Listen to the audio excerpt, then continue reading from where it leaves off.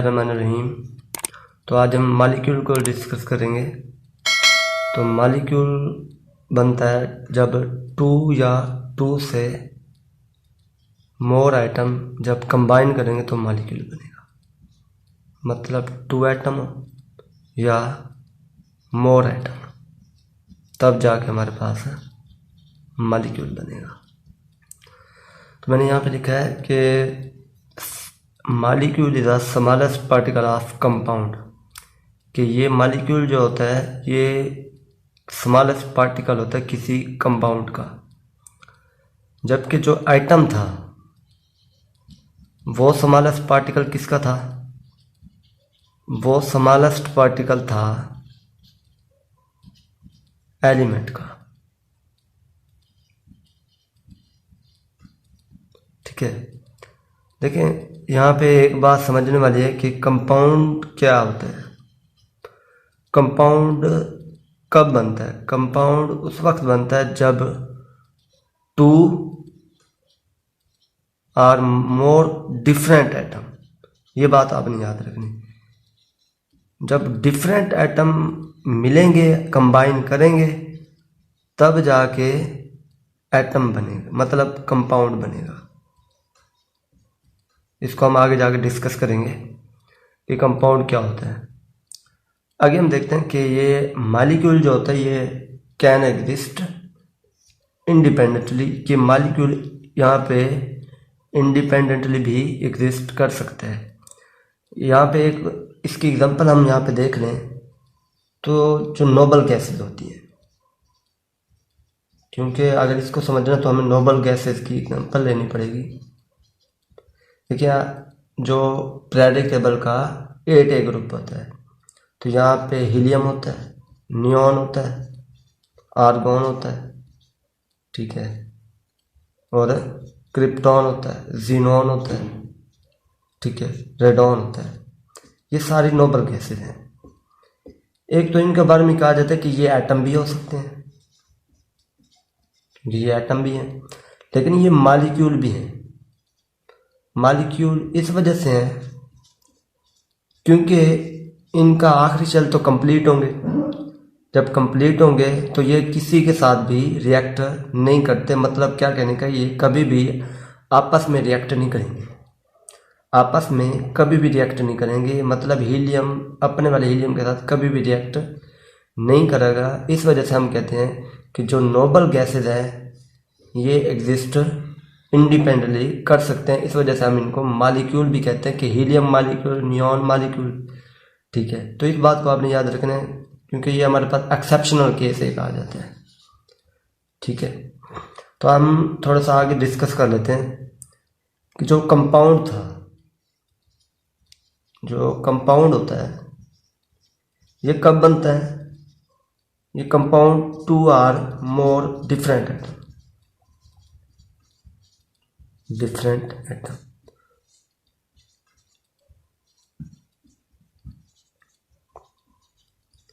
मतलब मालिक्यूल क्या है? मालिक्यूल एक स्मॉलेस्ट पार्टिकल, कंपाउंड का एक स्मॉलेस्ट पार्टिकल है मालिक्यूल, ठीक है।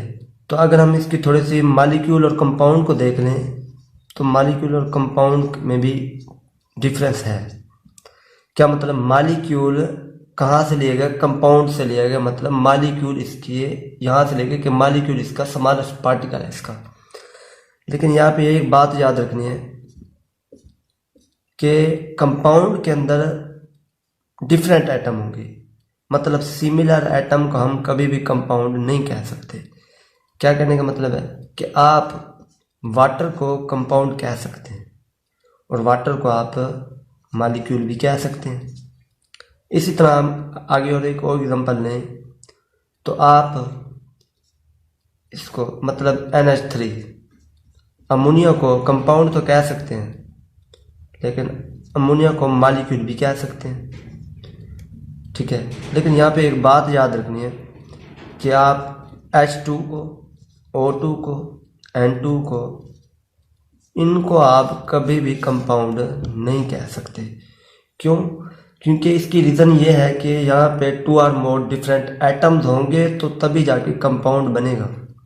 तो यहाँ पे एटम तो सिमिलर है, इस वजह से हम इसको कंपाउंड नहीं कह सकते। हाँ, इनको हम मालिक्यूल तो कह सकते हैं, H2O2 और N2।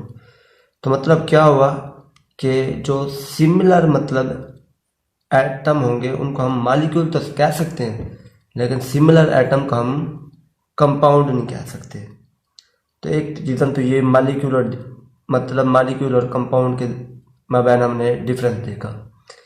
इसके अलावा आपने याद रखना है कि जो मालिक्यूल कब बनता है, मालिक्यूल उस वक्त बनेगा जब उनके बिटवीन क्या प्रेजेंट हो, कोवलेंट बॉन्ड। क्योंकि मालिक्यूल कोवलेंट बॉन्ड वाले, जो जिनके अंदर कोवलेंट बॉन्ड होगा वो मालिक्यूल कहलाएंगे।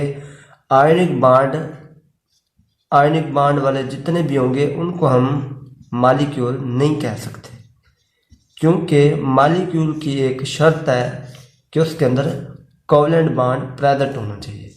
तो इस वजह से इसके अंदर आयनिक बॉन्ड नहीं होना चाहिए। तो मतलब क्या हुआ कि आप आयनिक बॉन्ड को कंपाउंड तो कह सकते हैं, लेकिन आयनिक बॉन्ड वाले को मालिक्यूल नहीं कह सकते। क्यों? मालिक्यूल की एक शर्त है कि इसके अंदर कोवलेंट बॉन्ड प्रेजेंट होना चाहिए। तो हम देखते हैं कि यहाँ पे एक एग्जांपल हम देख लेते हैं NaCl को। अब NaCl क्या है? एक आयनिक कंपाउंड है। अब आयनिक कंपाउंड है तो हम इसको हम कंपाउंड तो कह सकते हैं, लेकिन इसको मालिक्यूल नहीं कह सकते। क्यों नहीं कह सकते? क्योंकि इसके अंदर आयनिक बॉन्ड प्रेजेंट है। जबकि हमने क्या कहा कि मालिक्यूल वही होगा जिसके अंदर कोवलेंट बॉन्ड प्रेजेंट होगा। और कोवलेंट बॉन्ड कब बनता है? जब इलेक्ट्रॉन की शेयरिंग होती है। तो यहाँ पे इसके दरमियान आपने डिफरेंस याद रखना कि मालिक्यूल उसी को कहेंगे जिसके अंदर कोवलेंट बॉन्ड प्रेजेंट होगा। आयनिक बॉन्ड होगा तो वो मालिक्यूल नहीं होगा, बल्कि वो कंपाउंड होगा। अब ये कंपाउंड तो है लेकिन ये मालिक्यूल नहीं है। तो मेरे ख्याल में ये वाली समझ आ गई होगी। तो हम आगे बढ़ते हैं। देखिए यहाँ पे हमने मालिक्यूल की नेचर देखनी है। नेचर हम कहते हैं कि मालिक्यूल की टू टाइप्स के नेचर हो सकती हैं। एक नेचर तो ये हो सकते हैं कि ये होमो एटॉमिक हो सकते हैं, दूसरी ये हेट्रो एटॉमिक हो सकते हैं। होमो से नाम से ही शो हो रहा है कि यहाँ पे एक जैसे होंगे। तो मतलब यहाँ पे जो एक जैसे एटम होंगे उनको हम क्या कहते हैं? होमो एटॉमिक मालिक्यूल। मतलब यहाँ पे सिमिलर एटम मिलके मालिक्यूल बनाएंगे। और वो मालिक्यूल कौन सा होगा? होमो एटॉमिक मालिक्यूल होगा। इसकी एग्जांपल हम देखें तो यहाँ पे देखें तो यहाँ पे होमो एटॉमिक मालिक्यूल की देखनी है तो आप यहाँ पे देखें H2, N2, P4, S8, ये सारे होमो एटॉमिक मालिक्यूल हैं जिसमें सारे के सारे सिमिलर एटम हैं। आगे हम देखते हैं इसकी नेचर हो एक दूसरी है कि हेट्रो का मतलब ये होगा कि यहाँ पे डिफरेंट एटम होंगे। मतलब डिफरेंट एटम मिलके मालिक्यूल बनाएंगे। डिफरेंट एटम मिलके मालिक्यूल बनाएंगे। मतलब यहाँ पे कोई भी आप एग्जांपल लें, कार्बन डाइऑक्साइड की एग्जांपल ले लें, इसमें दो डिफरेंट टाइप के एटम है। वाटर के एग्जांपल लेने, ये भी क्या है? डिफरेंट एटम मिलके हेट्रो एटॉमिक मालिक्यूल बना रहे हैं। याद रखना है कि हम यहाँ पे किसी भी आयनिक बॉन्ड को नहीं लिख सकते, क्योंकि आयनिक बॉन्ड वाले जो भी होंगे वो मालिक्यूल नहीं होते। वो कंपाउंड तो होते हैं लेकिन मालिक्यूल नहीं होते। तो आगे हम बढ़ते हैं। एक दूसरी क्लासिफिकेशन की जाती है मालिक्यूल की on the basis of atomicity. Atomicity का मतलब तादाद के लिहाज से, मतलब नंबर के लिहाज से। एटॉमिसिटी का मतलब ये होता है नंबर के लिहाज से हम मालिक्यूल की क्लासिफिकेशन करते हैं, जिसमें कहते हैं कि एक क्लासिफिकेशन तो हम कहते हैं कि मोनो एटॉमिक मालिक्यूल, दूसरी होती है पॉली एटॉमिक मालिक्यूल। मोनो से नाम से ही जाहिर हो रहा है कि यहाँ पे एक ही टाइप के एटम होंगे। मोनो एटॉमिक होंगे मतलब एक ही एटम होंगे। वो कौन से हो सकते हैं? मोनो मतलब एक ही होंगे, जैसे कि मैंने यहाँ पे समझाया हीलियम एक ही एटम है, लेकिन हम इनको मालिक्यूल कहेंगे। इसकी रीज़न मैं आपको पहले बता चुका हूँ। नियॉन होगी, ठीक है, इसके अलावा क्रिप्टॉन होगी। ये क्या है? मोनो एटॉमिक मालिक्यूल है, ठीक है, लेकिन ये एटम भी हैं, लेकिन ये मालिक्यूल भी हैं। मालिक्यूल क्यों है? क्योंकि ये आपस में कभी भी रिएक्ट नहीं करते, इस वजह से हम इनको मालिक्यूल कहते हैं, क्योंकि इनके आखिरी शेल कंप्लीट होते हैं। इस वजह से ये कभी भी डाई नहीं बनाएंगे, ट्राई नहीं बनाएंगे, मतलब ये कभी भी He2 कभी भी नहीं बनाएंगे। ये बात ये याद रखनी है आपने। तो आगे हम बढ़ते हैं poly atomic molecule. Poly atomic हो सकता है कि पॉलीएटॉमिक को हम डाई भी कह सकते हैं, पॉलीएटॉमिक को हम ट्राई भी कह सकते हैं, पॉलीएटॉमिक को हम टेट्रा भी कह सकते हैं, ठीक है, एंड सो ऑन, मतलब आगे भी जितने होंगे, ठीक है, सो ऑन। तो हम डाई की एग्जांपल हम देखें, इसको हम पॉलीएटॉमिक मॉलिक्यूल भी कह सकते हैं, जिसमें हमारे पास एग्जांपल आ जाते हैं कार्बन मोनोऑक्साइड की, ये भी क्या है, डाई एटॉमिक मॉलिक्यूल जिसमें 2 एटम है। इसी तरह हम ट्राई की ले लें तो मतलब क्या होगा, वाटर की एग्जांपल आप ले लें जिसके अंदर 3 एटम मिलके ट्राई एटॉमिक मॉलिक्यूल बना रहा है, जिसे हम पॉलीएटॉमिक मॉलिक्यूल भी कहते हैं। टेट्रा की ले लें तो टेट्रा मतलब क्या हो सकता है कि NH3 हो सकता है जिसके अंदर 4 एटम प्रेजेंट है, एंड सो ऑन, मतलब इससे ज़्यादा भी एटम होंगे तो वो भी पॉलीएटॉमिक मॉलिक्यूल कहलाएंगे। यहाँ पे आप ग्लूकोज का फार्मूला लिख लें, C6H12O6, ये भी क्या है, पॉलीएटॉमिक मॉलिक्यूल है। तो आगे हम देखते हैं on the basis of size, मतलब अगर हम मॉलिक्यूल की क्लासिफिकेशन करें on the basis of size पर, तो साइज पर हम कैसे करेंगे कि एक तो हमारे पास आ जाती है कि माइक्रो मॉलिक्यूल, माइक्रो को मतलब समाल, मतलब जो मॉलिक्यूल होंगे वो साइज में समाल होंगे, साइज में समाल होंगे, ठीक है। तो हम कहते हैं कि मॉलिक्यूल जो होते हैं साइज में समाल होंगे, जैसे कि आप एग्जांपल ले लें, कार्बन डाइऑक्साइड की एग्जांपल ले लें, वाटर की एग्जांपल ले लें, ये मॉलिक्यूल में क्या है, समाल है। मैक्रो से नाम से शो हो रहा है, नाम से ही ज़ाहिर हो रहा है कि यहाँ पे साइज में लार्ज होंगे, साइज में लार्ज होंगे, मतलब यहाँ पे एग्जांपल आप कोई भी ले लें, हीमोग्लोबिन की ले लें, जो कि क्या है, एक ऑक्सीजन कैरिंग पिगमेंट है, ठीक है, जो कि हमारे बॉडी के अंदर ऑक्सीजन लेके जाता है, ठीक है। इसके अलावा आप स्टार्च की एग्जांपल ले लें, ये भी क्या है, मॉलिक्यूल है और साइज में क्या होता है, लार्ज होता है।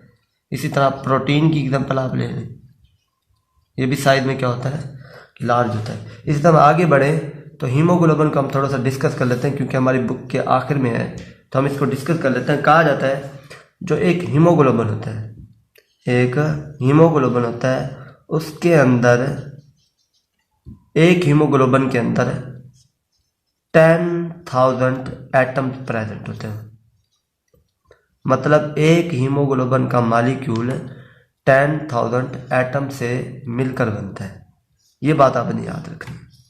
इसके अलावा अगर हम देखें तो हीमोग्लोबिन के बारे में ये कहा जाता है कि जो एक हीमोग्लोबिन होता है, इसी तरह हीमोग्लोबिन के अगर हम मतलब वेट देखें तो कहा जाता है कि हीमोग्लोबिन 68,000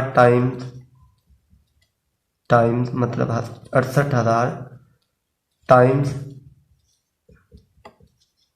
हैवियर है हाइड्रोजन एटम से, मतलब देन हाइड्रोजन एटम, मतलब ये हाइड्रोजन एटम से 68,000 टाइम्स ज़्यादा वजनी होगा, ठीक है।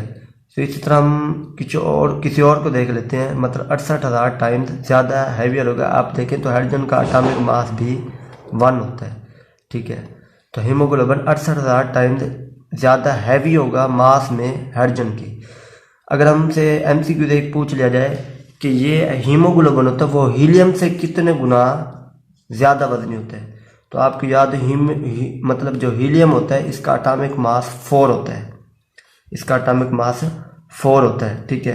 तो यहाँ पे देखें हाइड्रोजन के लिए कितना था, 68,000 टाइम। अब हीलियम के लिए देखें तो 68,000 को आप 4 पे डिवाइड कर दें, 4 पे आप डिवाइड करेंगे तो आपके पास क्या आंसर आएगा, मतलब यहाँ पे देखें 4 × 4 2 बच जाएगा, 28 हो जाएगा, मतलब 17,000 टाइम्स